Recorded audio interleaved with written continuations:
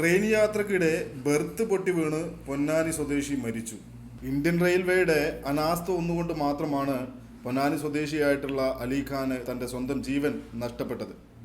Indian റെയിൽവേയെ ആശ്രയിക്കുന്ന യാത്രക്കാരെ സംബന്ധിച്ചിടത്തോളം എത്രയോ അനുഭവങ്ങൾ ഉണ്ടായിട്ടും നമ്മൾ ആരും പഠിക്കുകയോ പ്രതികരിക്കുകയോ ചെയ്യുന്നില്ല എന്നുള്ളതാണ്. അസ്ലം OM എന്ന് പറയുന്ന ട്രാവൽ വ്ളോഗർ ഇന്ത്യൻ റെയിൽവേയുടെ അനാസ്ഥയെ കുറിച്ചിട്ട് കൃത്യമായിട്ട് വിവരിക്കുന്ന ഒരു വീഡിയോ ചെയ്തിട്ടുണ്ട്. ആ വീഡിയോ ഞാൻ ഇതിന്റെ കൂടെ ചേർക്കുന്നുണ്ട്.